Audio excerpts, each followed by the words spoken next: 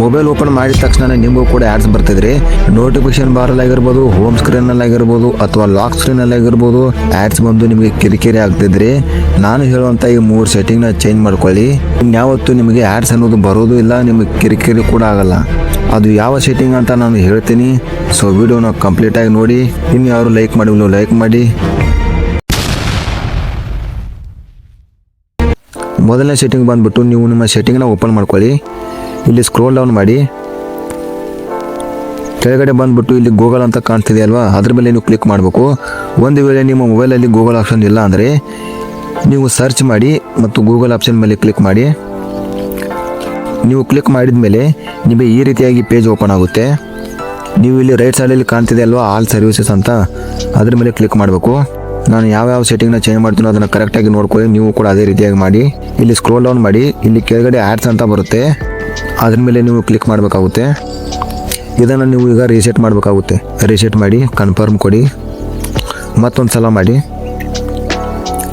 ಅದಾದಮೇಲೆ ಇಲ್ಲಿ ಕೆಳಗಡೆ ಕಾಣ್ತಿದೆ ಅಲ್ವಾ ಡಿಲೀಟ್ ಅಡ್ವರ್ಟೈಸಿಂಗ್ ಐಡಿ ಅಂತ, ಅದ್ರ ಮೇಲೆ ಕ್ಲಿಕ್ ಮಾಡಿ. ಡಿಲೀಟ್ ಅಡ್ವರ್ಟೈಸಿಂಗ್ ಐಡಿ ಅಂತ ಬರುತ್ತೆ, ಅದ್ರ ಮೇಲೆ ಕ್ಲಿಕ್ ಮಾಡಿ. ಇವಾಗ ನಿಮ್ಮ ಆ್ಯಡ್ಸ್ ಐಡಿ ಡಿಲೀಟ್ ಆಗಿರುತ್ತೆ. ಇವಾಗ ಪೂರ್ತಿಯಾಗಿ ಬ್ಯಾಕ್ ಬನ್ನಿ. ಕೆಳಗಡೆ ಬಂದುಬಿಟ್ಟು ನಿಮ್ಮ ಕ್ರೋಮ್ನ ಓಪನ್ ಮಾಡ್ಕೊಳ್ಳಿ. ಕೆಲವೊಂದಿಷ್ಟು ಮೊಬೈಲಲ್ಲಿ 3 ಡಾಟ್ಸ್ ಇರುತ್ತೆ, ಇನ್ನು ಕೆಲವೊಂದಿಷ್ಟು ಮೊಬೈಲಲ್ಲಿ ಈ ರೀತಿಯಾಗಿ ಸಿಗ್ನಲ್ ಇರುತ್ತೆ. ಅದ್ರ ಮೇಲೆ ನೀವು ಕ್ಲಿಕ್ ಮಾಡಿ. ಇಲ್ಲಿ ಸೆಟ್ಟಿಂಗ್ಸ್ ಅಂತ ಬರುತ್ತೆ, ಅದ್ರ ಮೇಲೆ ಕ್ಲಿಕ್ ಮಾಡಿ. ಸ್ಕ್ರೋಲ್ ಡೌನ್ ಮಾಡಿ. ಈ ರೀತಿಯಾಗಿ ಓಪನ್ ಆಗುತ್ತೆ. ಸ್ಕ್ರೋಲ್ ಡೌನ್ ಮಾಡಿ. ಇಲ್ಲಿ ಸೈಟ್ ಸೆಟ್ಟಿಂಗ್ಸ್ ಅಂತ ಬಂದಿದೆ ಅಲ್ವಾ, ಅದ್ರ ಮೇಲೆ ಕ್ಲಿಕ್ ಮಾಡಿ. ಇಲ್ಲಿ ನೀವು ಕೆಳಗಡೆ ನೋಡ್ತಿರ್ಬೋದು ಪಾಪ್ ಅಪ್ಸ್ ಆ್ಯಂಡ್ ರೀಡೈರೆಕ್ಟ್ಸ್ ಅಂತ ಇದೆ ಅಲ್ವಾ, ಅದ್ರ ಮೇಲೆ ಕ್ಲಿಕ್ ಮಾಡಬೇಕು. ಅದಾದಮೇಲೆ ಈ ಸೆಟ್ಟಿಂಗ್ಸು ನಿಮ್ಮಲ್ಲಿ ಆನ್ ಆಗಿರುತ್ತೆ, ಅದನ್ನು ನೀವು ಆಫ್ ಮಾಡಬೇಕಾಗುತ್ತೆ.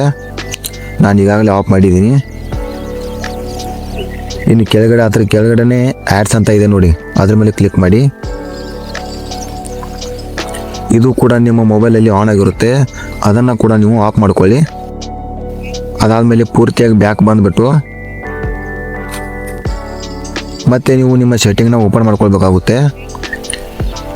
ಇಲ್ಲಿ ನಾನು ಏನು ಸರ್ಚ್ ಮಾಡ್ತೀನೋ ನೀವು ಕೂಡ ಅದೇ ರೀತಿಯಾಗಿ ಸರ್ಚ್ ಮಾಡ್ಕೊಳ್ಳಿ. DNS ಅಂತ ಸರ್ಚ್ ಮಾಡಿ. ಇಲ್ಲಿ ನಿಮಗೆ ಪ್ರೈವೇಟ್ DNS ಅಂತ ಆಪ್ಷನ್ ತೋರಿಸುತ್ತೆ, ಅದ್ರ ಮೇಲೆ ನೀವು ಕ್ಲಿಕ್ ಮಾಡಬೇಕಾಗುತ್ತೆ.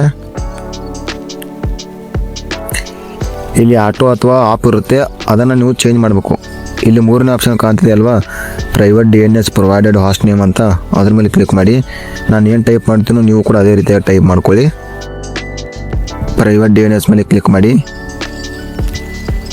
ಇಲ್ಲಿ ನಾನು ಯಾವ ರೀತಿಯಾಗಿ ಟೈಪ್ ಮಾಡಿದ್ದೀನೋ ನೀವು ಕೂಡ ಅದೇ ರೀತಿಯಾಗಿ ಮಾಡ್ಕೊಳ್ಳಿ, ಇಲ್ಲಾಂದರೆ ಇದು ವರ್ಕ್ ಆಗಲ್ಲ.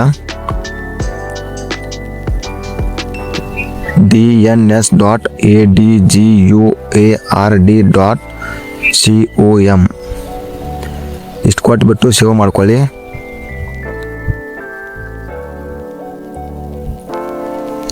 ಸೇವ್ ಮಾಡಿದ ಮೇಲೆ ಮತ್ತೊಂದು ಸಲ ಪ್ರೈವೇಟ್ DNS ಮೇಲೆ ಕ್ಲಿಕ್ ಮಾಡಿ. ಸೆಲೆಕ್ಟ್ ಆಗಿದೆ ಇಲ್ಲಿ ಬಂತ ನೋಡ್ಕೊಳ್ಳಿ, ಆಗಿದೆ. ಇಷ್ಟಾದಮೇಲೆ ಮುಗಿತು. ಇನ್ಯಾವತ್ತೂ ನಿಮಗೆ ಆ್ಯಡ್ಸ್ ಅನ್ನೋದು ಬರೋದೇ ಇಲ್ಲ. ಪ್ರತಿಯೊಂದು ಮೊಬೈಲಲ್ಲೂ ಕೂಡ ಈ ಸೆಟ್ಟಿಂಗ್ಸ್ ಇದ್ದೇ ಇರುತ್ತೆ.